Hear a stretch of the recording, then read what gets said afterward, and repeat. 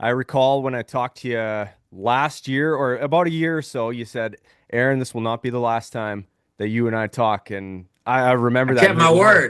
word. I love it. So, how are things here for you so far?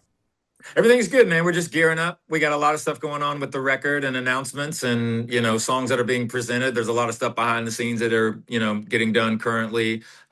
Just gearing up for the tour, man. Ready to get back to Canada. And that's what I was going to ask you. You are coming back to Canada. Thankfully, not right now. We still got winter here, man. It's it's I'm April, in man. Seattle at the moment and it's 31 degrees outside. Yeah, And yeah. it's and it's April. So you're here in the summertime. Knock on Yeah, wood. Weather will be nice. that was on purpose. Yeah, don't blame you whatsoever.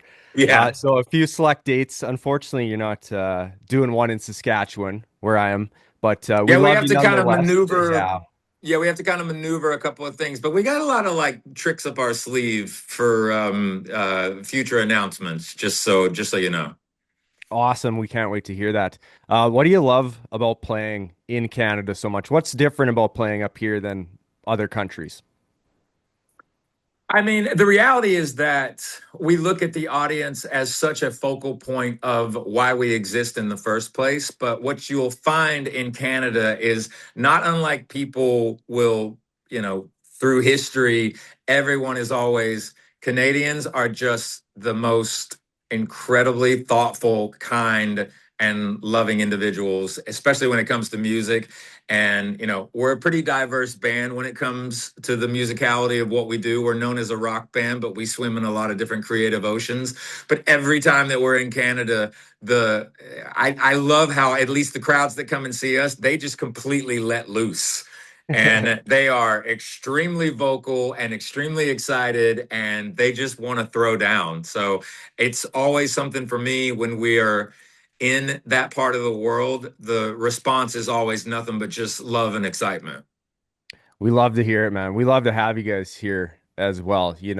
We have that kind mentality, but Mhm. we know like what you said. We know You when know to how to let loose. rock. We do. Yeah, yeah. Yeah, we definitely do.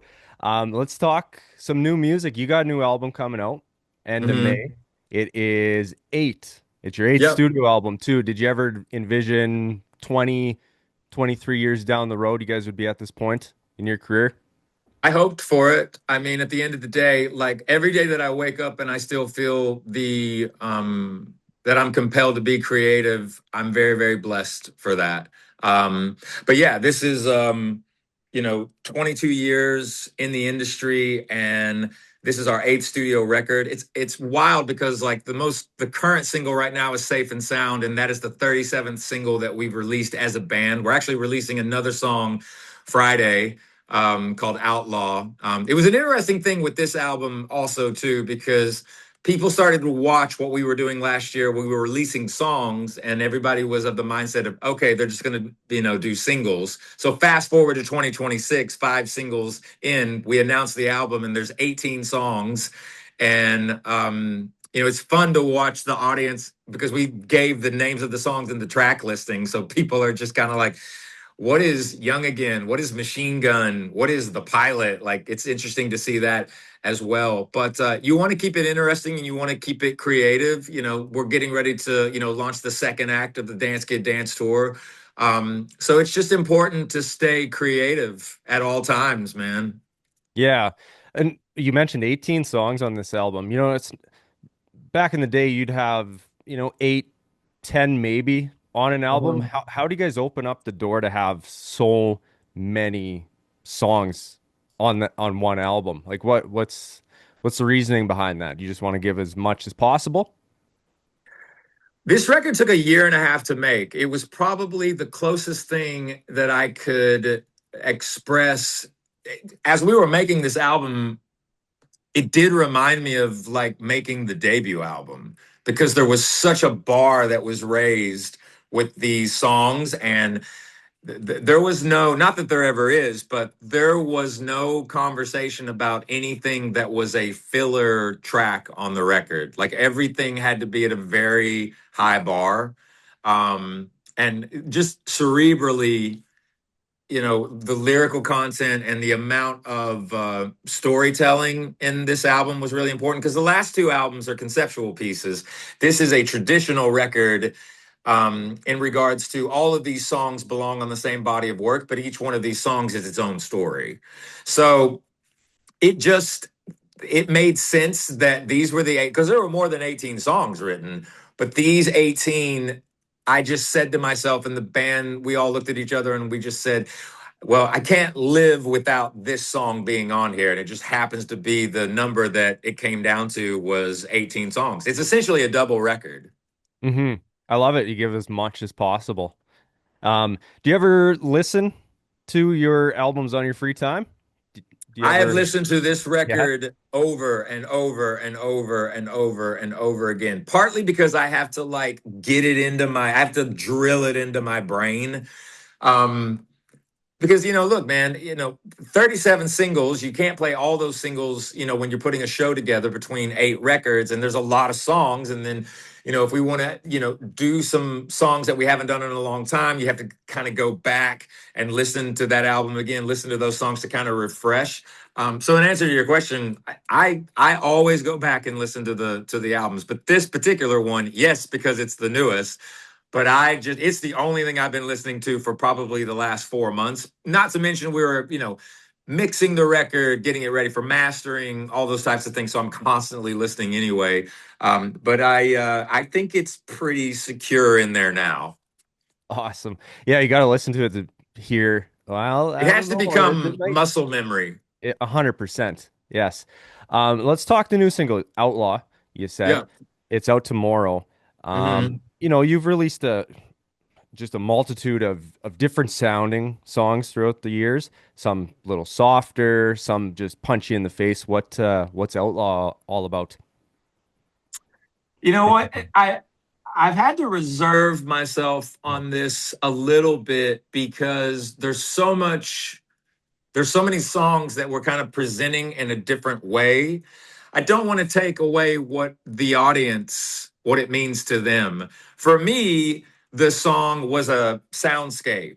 So it was almost very cinematic to me. Like the kind of the seed for that song in the writing session was I just was kind of having these consistent dreams of like the sun setting and also kind of the sun rising in a way Hmm. and looking at the world, and kind of like what it presents. And I don't know, man. Like I think that Outlaw, there's a story inside of that song that's not necessarily mine. It's that I was used as a vessel to help give birth to it. So I think it's going to mean something different for a lot of different people. I don't want to take away what it means to the audience. They have to kind of ask themselves, like, don't worry about what it means to me. What does it mean to you?